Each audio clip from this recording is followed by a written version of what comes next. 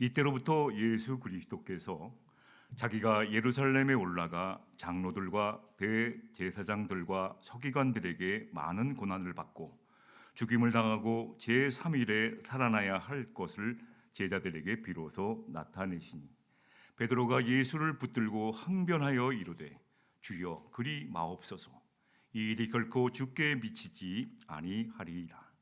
예수께서 돌이키시며 베드로에게 이르시되 사탄아 내 뒤로 물러가라 너는 나를 넘어지게 하는 자로다. 네가 하나님의 일을 생각하지 아니하고 도리어 사람의 일을 생각하는도다 하시고 이에 예수께서 제자들에게 이르되 누구든지 나를 따라오려거든 자기를 부인하고 자기 십자가를 지고 나를 따를 것이니라. 누구든지 제 목숨을 구원하고자 하면 잃을 것이요 누구든지 나를 위하여 제 목숨을 잃으면 찾으리라. 사람이 만일 온 천하를 얻고도 제 목숨을 잃으면 무엇이 유익하리요? 사람이 무엇을 주고 제 목숨과 바꾸겠느냐? 인자가 아버지의 영광으로 그 천사들과 함께 오리니 그때 각 사람이 행한 대로 갚으리라. 진실로 너희에게 이르노니 여기 서 있는 사람 중에 죽기 전에 인자가 그 왕권을 가지고 오는 것을 볼 자들도 있느니라. 아멘. 만약에 이런 생각을 해보았습니다. 성경이라는 말을 다른 말로 표현하면 어떻게 표현할 수가 있을까요?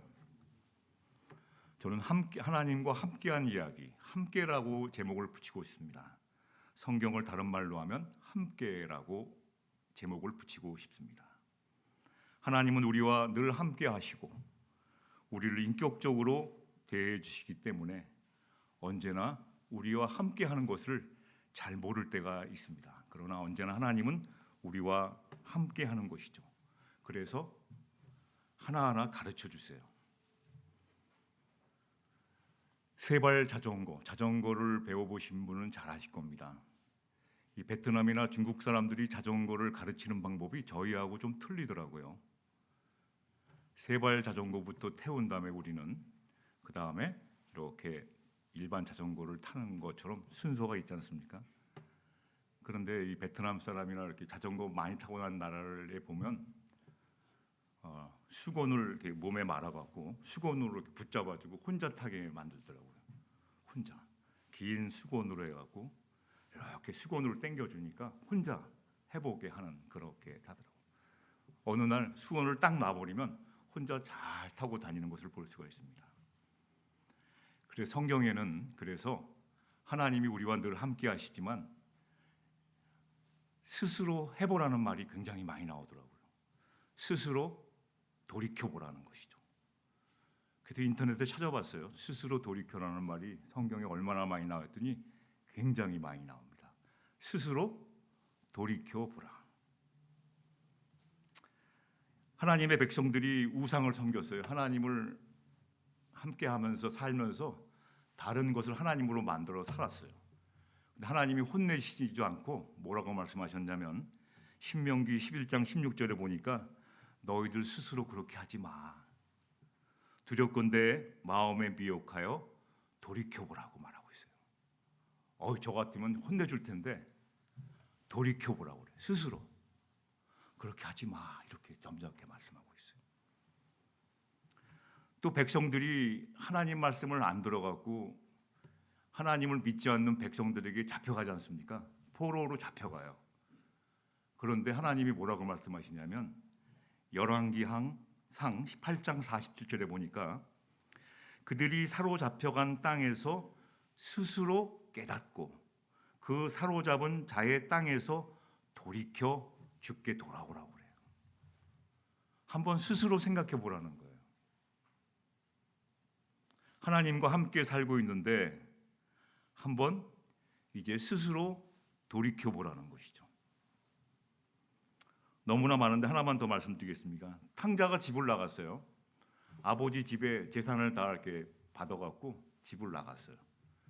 그 다음에 재산으로 자기가 받아온 것으로 영원히 살 것 같았는데 다 말아먹고 아무것도 남지 않게 되자 스스로 돌이켜. 누가복음 15장 17절에 나와 있습니다. 이에 스스로 돌이켜. 누가 가르쳐 준 것도 아닌데 스스로 이게 아니지 이렇게 생각했던 거예요. 내 아버지에게는 양식이 풍족한 품꾼이 얼마나 많은가. 나는 여기서 줄여 죽는구나. 여러분, 하나님은 저와 여러분들에게 하나님의 본심을 심어 주었어요. 본심. 하나님의 본심은 무엇이죠? 에레미야 애가 3장 33절 말씀. 하나님의 본심은 저와 여러분이 인생 가운데 고생하게 만드시는 것이 아니고 근심하며 걱정하게 살지 않게 하는 것이 하나님 아버지의 본래의 마음이셨어요. 그 본심을 저와 여러분들에게 이미 창조해서 우리를 창조하셔서 만드실 때부터 심어 주신 것이죠. 그 심어 주신 마음이 네피시, 리빙 소울, 그 다음에 르하우, 스프릿, 영을 부어 주셨어요. 레브, 진심, 하트를 주셨어요. 하나님이 주신 마음을 가지고 스스로 생각하고 돌이켜 보라는 거예요. 돌이켜 보라는 것이죠. 근데 우리는 너무 바빠서 스스로 돌이켜 생각할 시간이 별로 없어요. 남이 하는 대로 그냥 따라가기 바쁩니다. 저와 여러분들은 이미 오래전부터 지금도 마찬가지지만 감정 노동자의 삶을 살고 있습니다. 또 살아가야 합니다.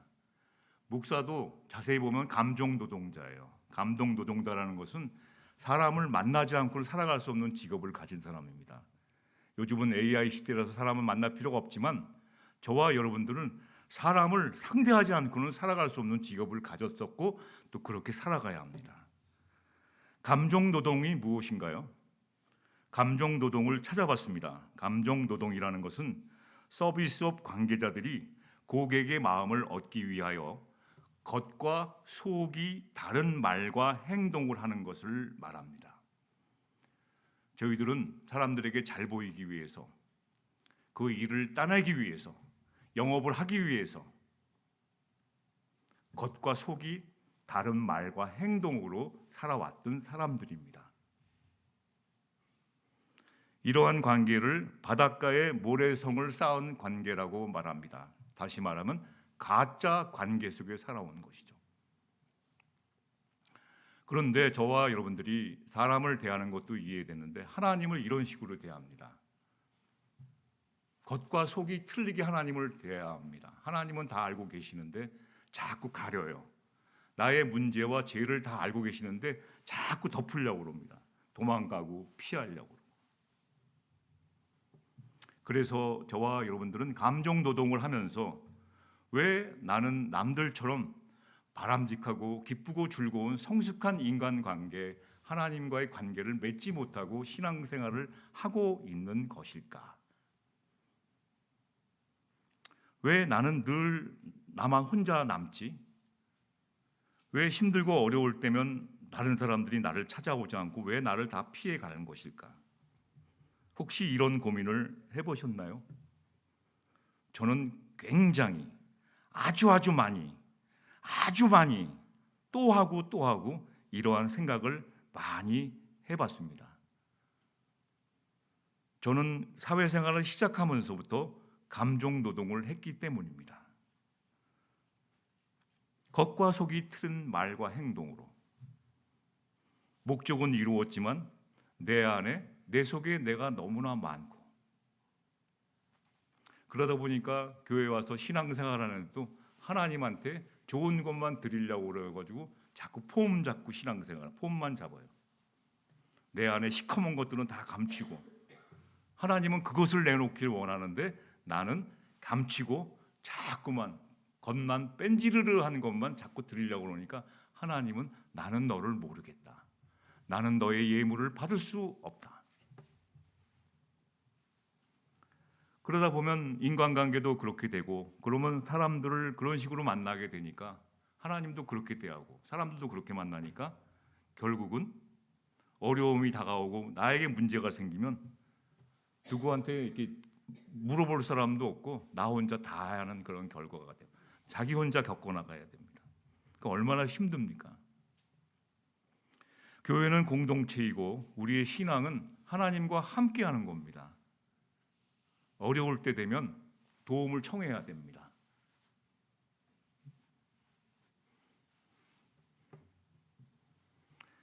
그래서 하나님은 저와 여러분들을 늘 도움을 청하라고 그러는데 강요하지 않고 우리들의 자존심을 건드리시지 않고 인격적으로 돌이켜 스스로 돌이켜 생각하고 하나님께 방향을 틀기를 기다리고 계세요. 기다리고. 그래서 인내라는 말은 저희들에게 해당되는 말이 아니라 하나님에게 해당되는 거예요. 하나님이 저와 여러분들에 대해서 오래 참고 기다리고 있는 것이지 내가 참는 게 아닙니다. 하나님은 저와 여러분들을 오늘도 참아주고 계십니다. 내가 참는 게 아니에요. 착각하시면 안 됩니다. 그래서 하나님의 백성이 오죽하면 하나님을 모르는 나라의 백성으로 잡혀가게 하셨습니까? 하나님의 본심은 뭉그러집니다. 하나님은 굉장히 안타까워요. 자기의 자녀들이 하나님도 모르는 저 사람들에게 잡혀가서 거기서 고생하는가 하나님이 얼마나 힘드시겠어요. 그래서 그럼에도 불구하고 하나님은 거기서 스스로 돌이켜 보라라고. 하나님의 자녀들이 아버지 집을 떠났으면 오죽하면 떠났겠습니까? 근데 스스로 돌이켜 보라는 것이죠. 스스로 돌이켜 이르되 내 아버지에게는 양식이 풍족한 품꾼이 얼마나 많은가. 저도 교회를 안 나간 적이 있습니다. 또 저도 하나님을 떠나려고 마음 먹었어요. 하나님 믿는 사람들을 보니까 한심해. 아니 저렇게 하나님을 믿어서 도대체 필요할 때만 찾고 자기가 잘 나갈 때는 떠나고. 저게 무슨 신앙생활이야. 내가 저런 사람들과 신앙생활 한다는 것은 있을 수 없다. 그래서 교회 안 나가도 잘 되니까 떠나보자. 그런데 스스로 돌이켜보니까 이런 미련한 생각이 어디 있습니까? 내 너를 위하여 몸버려 피 흘렸건만 나는 내 맘대로 사는 겁니다. 내 너를 위하여 몸버려 피 흘려서 모든 것을 다 주었건만 너는 오늘도 아직도 그것을 깨닫지 못하고 은혜를 모른 채 오늘도 나 혼자 남아서 고생하고 있는 것은 아닌가. 인생에서 나 자신, 특히 신앙을 가진 우리는 하나님과 사람들의 관계 속에서 스스로 돌이켜 볼 때가 있게 됩니다. 이게 축복이에요. 내 자신을 한번 점검해 보는 시간. 이 사순절 기간이 바로 저와 여러분의 신앙을 점검하는 기간이니까 얼마나 복된 시간입니까? 점검해 보세요. 집안의 물건들도 하나하나게 보세요. 선풍기들도 자세히 보면 먼지가 얼마나 많은지 몰라요. 하나하나 점검해 보시고 우리의 모든 삶을 점검해 보는 것은 축복입니다. 스스로 돌이켜 보는 시간. 하나님과 함께 하는데 왜 우리 뭐로 스스로 하세요? 하나님이 도와주셔야죠. 이것이 아니라 내 자신이 하나님이 주신 본심을 가지고 있지 않습니까? 그 본심을 가지고 스스로 돌이켜 보라는 거예요. Living soul, heart, 진심, 스피릿, 하나님 주신 것을 가지고 한번 돌이켜 스스로 생각해 보라는 것이죠. 그럴 때 이 시간은 축복의 시간이 되고 세 가지가 나타나야 됩니다. 스스로 돌이켜 볼 때 첫 번째는 내가 지금까지 살아온 게 바닷가에 모래성을 쌓는 것처럼 가짜였구나. 삶의 거품들이 다 사라지게 됩니다. 삶의 거품들이 사라져도 죽는 줄 알았거든요. 내가 저 사람에게 잘 보이지만 사는 줄 알았더니 잘 안 보이고 그저 내가 하고 싶은 대로 살아도 괜찮게 사는구나 하는 거품이 사라지고 딱 지장이 없음을 발견하게 됩니다. 두 번째는 가짜 관계들은 나를 떠나게 됩니다. 우리를 떠나게 됩니다. 어려움이 당하면 저 사람이 나에게 진실한 친구인지 아닌지를 알 수가 있거든요. 어려움이 당했을 때 나를 통해서 나에게 멀리 떨어지는 친구는 친구가 아닌 것이죠. 가짜 관계였던 거예요. 내가 어려웠을 때 나 대신에 그 모든 어려움을 다 짊어지고 가려는 그런 친구가 진짜가 아니겠습니까?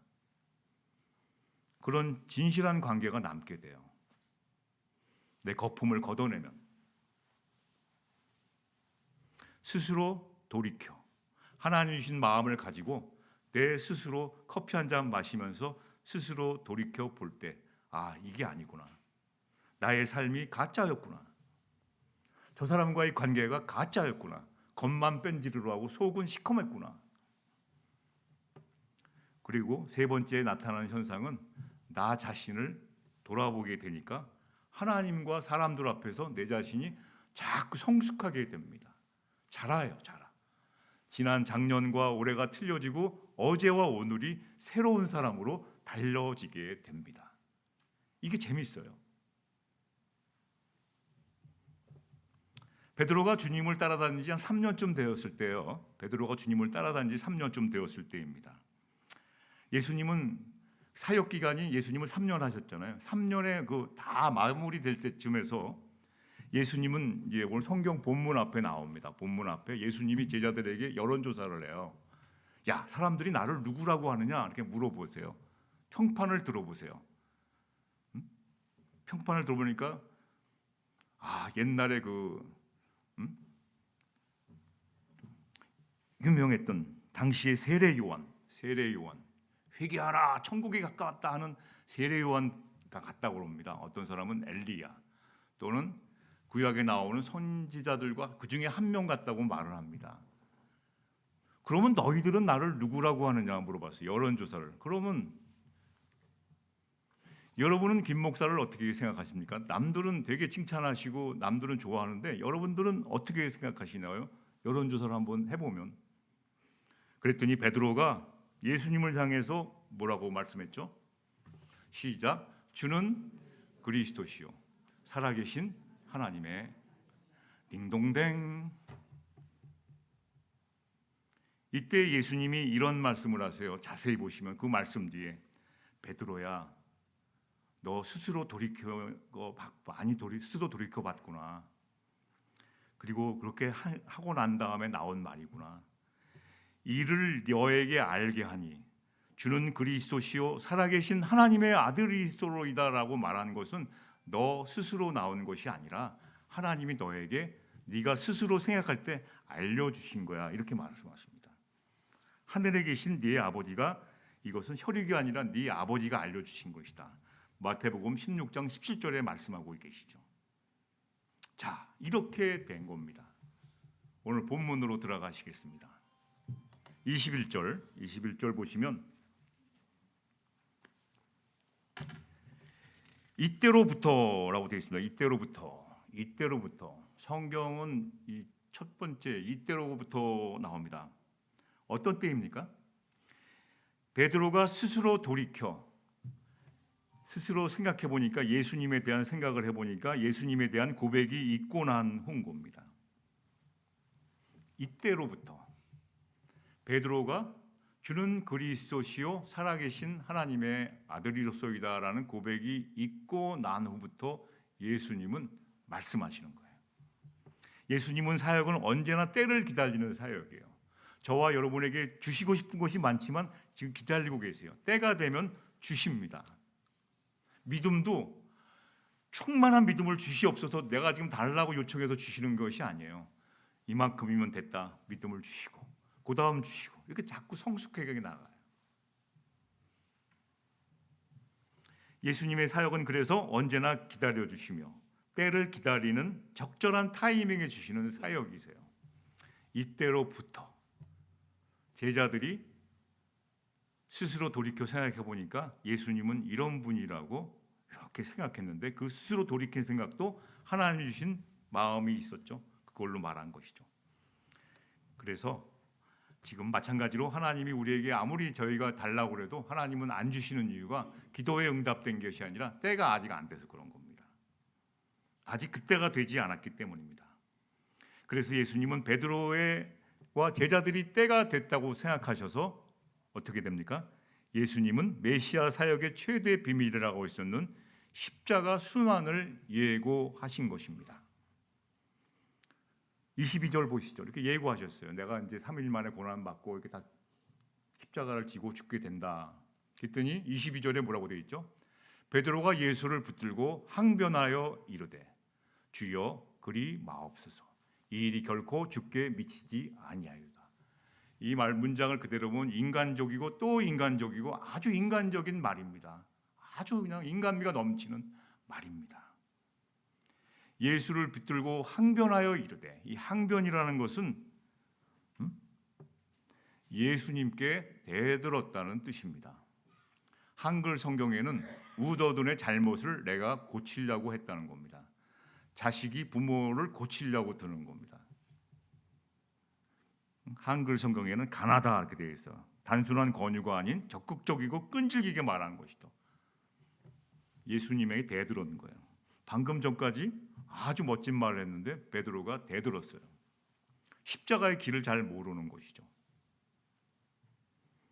베드로가 십자가의 비밀을 받아주신 때가 되었다고 생각했지만 아직 그때가 되지 않았던 겁니다. 또 다른 때가 오시는 거죠.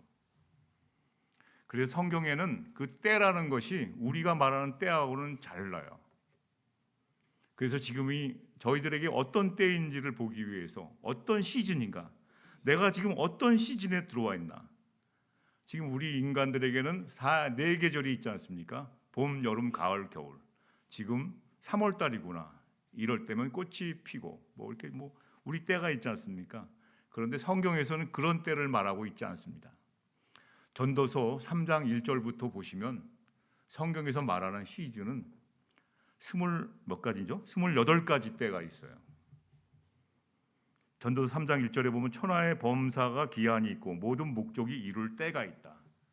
그래서 우리가 말하는 때하고 성경이 말하는 때. 그래서 저도 가끔 지금 나의 때가 어느 때인가 보려면 이렇게 성경 전도서 3장 1절, 2절부터 보면 각 절마다 4개의 시즌이 나옵니다. 4개의 때가 나와요.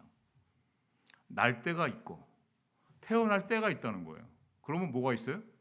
죽을 때도 있다는 것이죠. 심을 때가 있으면 어떻게 돼요? 뽑을 때도 있다는 거예요. 때가 틀려요. 내가 지금 어느 때에 와 있나? 울 때가 있나? 웃을 때도 있고 슬퍼할 때도 있고 춤출 때도 있어요. 내 인생에 춤출 때는 언젠가? 우리가 식사한 다음에 성경 공부 나눌 때 뭐 할 게 없어요. 우리는 뭐예요? 할 게 없어. 뭐 할 게 없어요. 전도서 3장 1절 펴놓고 여러분 지금 어느 때입니까? 질문만 던지시면 내가 지금 어느 때예요? 어떤 분은 춤출 때입니다. 어떤 분은 슬퍼할 때입니다. 그 얘기하는 겁니다. 할 말이 없으세요?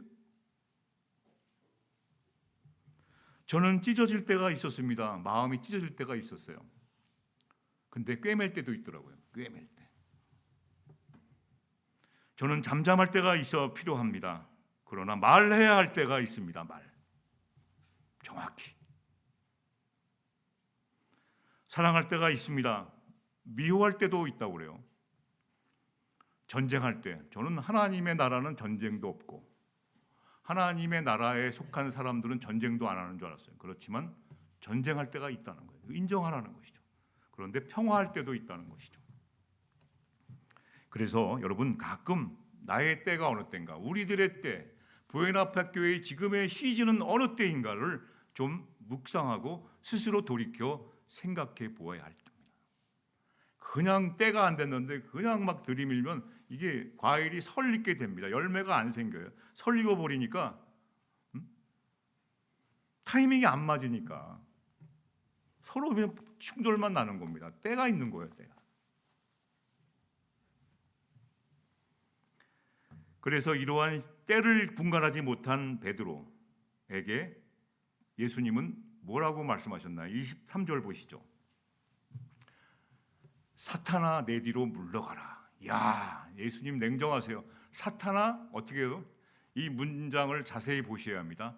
사탄아 내 뒤. 내라는 것은 누구죠? 예수님 뒤로 물러가라. 여기서 말하는 사탄은 멀리 있는 게 아니에요. 나 중심으로 내 주변에 있는 것을 의미합니다. 사탄은 우리가 멀리서 온다고 생각해요. 저기 멀리서 사탄이 들어오지 못하게 해주십시오. 이게 아니에요. 내 마음속에 사탄의 생각이 들어가 있고, 베드로는 사탄의 생각이 들어가 있다는 것이죠. 사탄의 생각은 무엇입니까? 어둡고 악하고. 이게 아니라 사탄의 생각의 첫 번째는 하나님보다 위에 올라가려는 것이 사탄의 첫 번째 생각입니다. 저와 여러분들이 하나님의 생각보다 앞서서 가지 말라는 거예요. 베드로가 앞서가려고 그러는 거예요. 물러가라, 내 뒤로 가라는 거예요. 뒤로. 너무 심한 말이라고, 예수님이 어떻게 이렇게 냉정한 분이신가라고 생각했지만 자세히 보시면 이건 큰일 나는 겁니다. 하나님보다 앞서갈 때, 하나님의 생각보다, 하나님의 뜻보다 앞서가면 하나님을, 성경에는 뭐라고 되어 있죠? 하나님을 만홀히 여기지 말라. 만홀히 여기지 말라라고 되어 있어요. 만홀히 여긴다는 것은 뭡니까? 구약 성경에 나오는 엘리 제사장이 아들들이 속된 말로 개망란이었습니다. 성전에서 막 별짓 다 했죠. 그런데 이들이 성전궤를, 언약궤를 매일 때 자기들이 한다는 거예요. 자기들이. 이런 성전 안에서 개망란이 이루 말할 수 없는 그 행동을 하던 자들이 거룩한 일이 생기니까 자기가 한다는 거야. 자기가. 사람들한테 폼나지 않습니까? 언약궤를 딱 메고 딱 가는 걸 자기네가 하겠다는 거야. 이걸 하나님을 만홀히 여긴다고 그러는 거예요. 일상생활은 엉망진창으로 살면서 거룩한 폼 잡는 일은 자기가 먼저 하겠다는 것이죠. 이걸 하나님을 우습게 알고 만홀히 여긴다는 겁니다. 베드로가 예수님이 가는 십자가의 길을 가지 못하고 대들었어요. 가면 안 된다고. 왜 죽으시냐고. 그래서 예수님은 그 뜻을 모르는 베드로에게 사탄아, 베드로한테 하는 건 그 안에 들어가 있는 잘못된, 하나님보다 앞서가려는, 하나님보다 위에 올라가는 생각을 뒤로 물리쳐라, 이런 뜻입니다. 너는 나를 넘어지게 하는 자로다. 도움이 하나도 안 되는 자예요. 네가 하나님의 일을 생각하지 아니하고, 하나님의 일이란 무엇입니까? 네가 하나님의 일을 생각하지 않고 도리어 사람의 일만 생각하는 거다. 하나님의 일이라는, 제가 수도 없이 말씀드렸을 겁니다. 수도 없이. 요한복음 6장 29절에 보면, 28절에 보면 제자들이 하나님의 일이 무엇입니까? 라고 물어봐요. 요한복음 6장 29절에 예수님이 말씀해 주세요. 하나님의 일이란 나를 보내신 자, 하나님이 보내신 자를 잘 믿는 것이 하나님의 일이다. 다시 말하면 예수 그리스도를 잘 믿고 행동하는 것이 하나님의 일이라는 거야. 여러분, 하나님의 일을 하기 원합니다.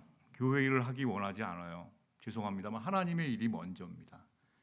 여러분이 하나님 예수 그리스도를 잘 믿고 그 믿음에서 나오는 교회 일이 행복한 것이지, 하나님은 만홀히 여기면서, 하나님은 존재는 우습게 알면서 자신의 믿음만을 강조하기 위해서, 사람들에게 보이기 위해서 폼 잡는 신앙생활이라면 그런 식으로 교회 일은 안 했으면 좋겠다는 것이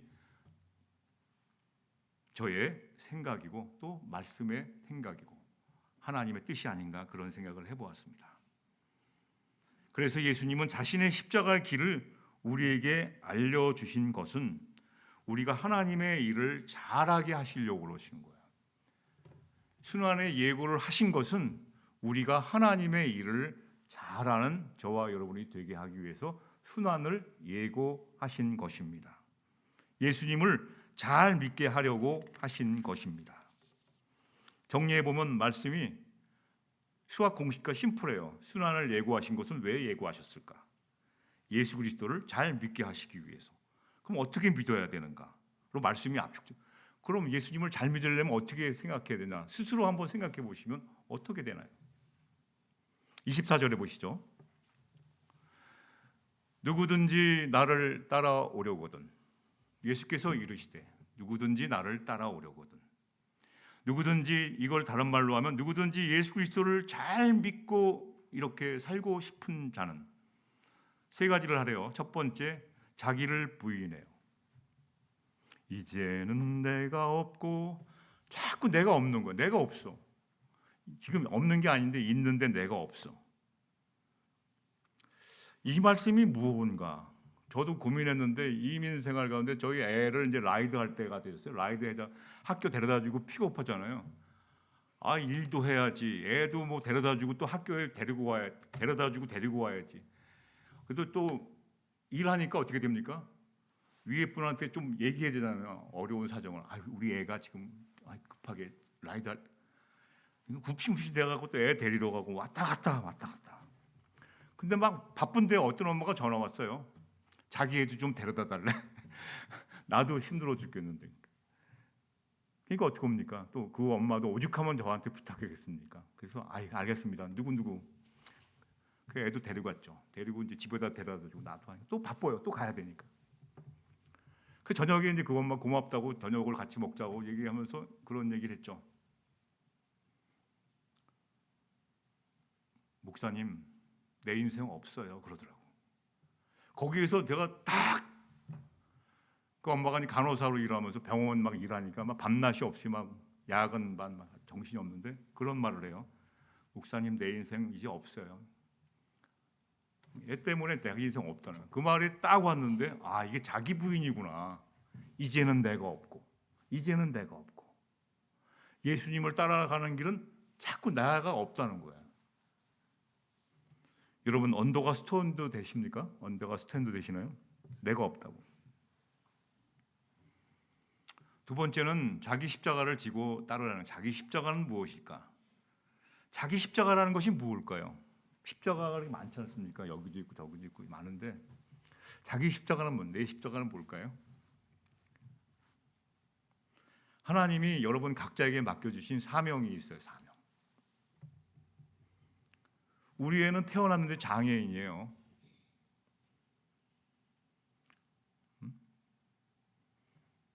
장애인이에요. 어떻게 해요? 저 아이들은 떠들고 뛰어다니고 건강하게 자라는데 우리 애는 맨날 침대에 누워있고 성인이 됐는데도 말도 못하고 전응하라고 손가락질 당하고. 그 아이를 보니까 내 십자가 아닌 것이죠. 저쪽 집 남편은 아주 멋지고 와이프한테 그렇게 잘했었는데 왜 우리 남편은 맨날 욕하고 맨날 그냥 따지고 싸우고 나만 보면 뭐라고 그냥 그러고. 근데 보니까 그게 나의 십자가예요. 제 친구는 태어나자마자 금수저를 밀고 태어나갖고 태어나자마자 승승장구예요. 부모님이 목회하셔갖고 큰 교회 만들어갖고 너 여기서 목회해 그래. 그러니까 지금도 10,000명 넘는 교회에서 목회해요. 왜 저 친구는 왜 아버지 잘 둬갖고 저렇게 잘 나가고 왜 나는 한 명 때문에 이렇게 힘들고 왜 이렇게 어렵게 목회하나? 근데 내 십자가인 거죠. 그 사람과 다른 나만의 맡겨진 사명이 있다는 것이죠. 이 사명을 위해 나를 희생하며 스스로 돌이켜보라는 거예요. 땀을 흘리고 노력해서 잘 감당하라는 것이 자기 십자가를 지고 가는 것입니다. 자기 십자가를 지고 간다고 하는 것은 이러한 나에게 맡겨주신 것이 다른 사람과 비교했을 때는 말도 안 된다고 생각하지 마시고 나에게 맡겨주신 것이니까 그럼에도 불구하고 대충 하지 말라는 거예요.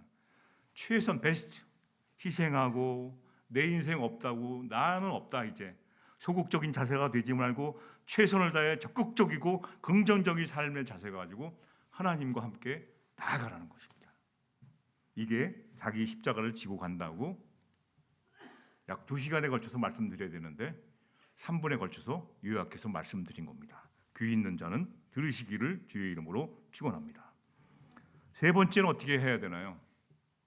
예수님이 순환을 예고해서 우리 예수를 구시어 잘 믿게 하셨는데 우리가 어떻게 해야 되나요? 어떻게 잘 믿나요? 세 번째는 예수님보다 앞서가려고 하지 말라는 거예요. 어떤 게 앞서가는 거고 어떻게 뒤에 가는 건가요? 이걸 잘 모를 때 저도 마찬가지입니다. 언제 가보니까 예수님 저기 계신 거야. 빨리 오세요. 내가 이러고 있어. 예수님이 우리를 향해서 재촉하시고 있어야 되는데 내가 예수님한테 빨리 오라는 거예요. 빨리 와서 일로 와서 이거 일하세요. 이러는 거예요. 어느 날 보니까 내가 예수님을 빨리 오라는 거예요. 예수님이 나를 부르셔야 되는데 내가 예수님을 막 불러. 요즘은 예수님을 부르는 시대예요, 여러분. 기도 안 해요. 기도 생활 하기 힘듭니다.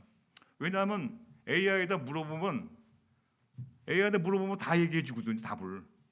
예수님한테 무슨 기도를 해요? 내가 어려울 때 AI랑 대화하면 AI가 다 답을 해줘요. 지식적으로만. 그 안에 영이 없기 때문에 뭐 얘기해봐도 생명도 없는 거지만 지식적으로는 귀만 솔깃한 얘기를 쫙 해줍니다. 나 지금 이런데 어떻게 해야 되냐 물어보면 AI가 쫙 얘기해 주죠. 그럼 돌아보면 허하고. 그래서 주님이 우리에게 앞서가지 말라는 것은 무슨 의미인가? 하나님의 말씀, 하나님의 마음, 하나님의 뜻보다 혹시 내가 앞서가고 있는지를 스스로 돌이켜 늘 생각해 보라는 거예요. 이 축복의 시간을 가져보라는 거예요. 혼자 나 홀로 길을 걷되, 산책할 때, 나 혼자 커피를 마실 때, 나 혼자 길을 걸어갈 때 한번 생각해 보라는 것이죠. 스스로 돌이켜 보라.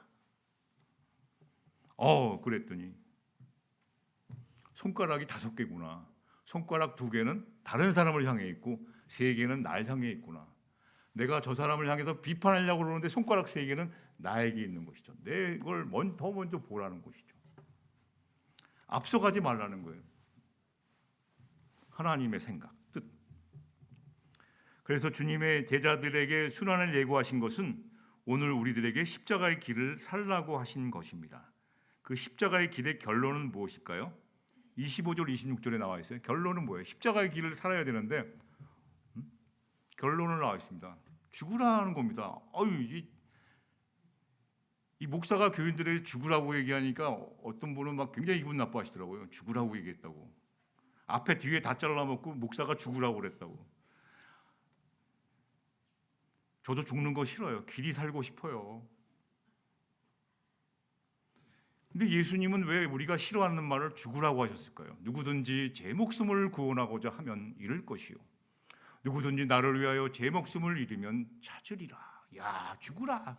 그러면 찾게 된다는 거예요. 이게 뭔가? 예수님이 십자가에 못 박혀 죽을 때 우리도 같이 못 박으라는 거예요. 같이 죽으라는 거예요. 이런 의미입니다. 영적으로. 죽으라는 것은 예수님이 십자가 지고 가서 그 길을 가서 내가 죽을 테니까 너희도 그때 같이 죽자는 거예요. 이것을 성경의 갈라디아서 2장 20절 말씀 여러분 잘 아시죠? 같이 한번 보실까요? 내가 그리스도와 함께 십자가에 못 박혔다. 순환절은 사순절은 내가 지금 그리스도와 함께 십자가에 못 박혔나? 예수님은 따로 나는 싫어요. 이런 관계인가 보라는 거예요.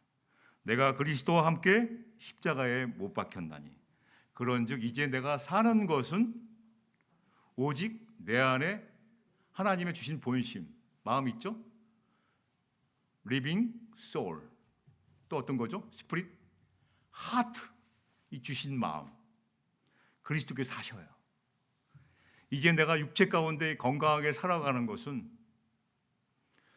나를 사랑하사 나를 위하여 자기 자신을 버리신 하나님의 아들 예수 그리스도를 믿는 믿음으로 사는 것입니다. 여러분, 믿음으로 사는 거예요.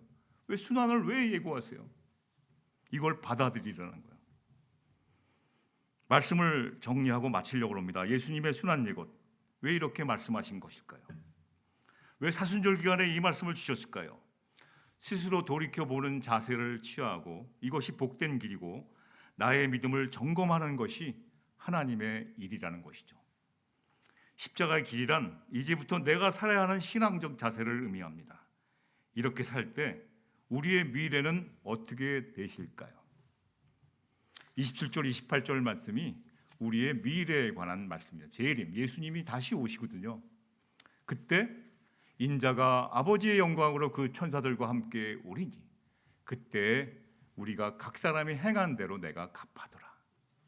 늘 십자가 따로 예수님 따로 그냥 내 마음대로 살던 사람은 그렇게 되는 것이고 오늘도 이 땅에 살면서 하나님 나라의 삶을 살려고 애쓰고 애통하며 마음에 가난해지고 의를 위하여 핍박을 받으며 하나님을 바라보고 오늘도 걸어가려고 하는 이 심정을 다 보상해주고 갚아주신다는 거예요.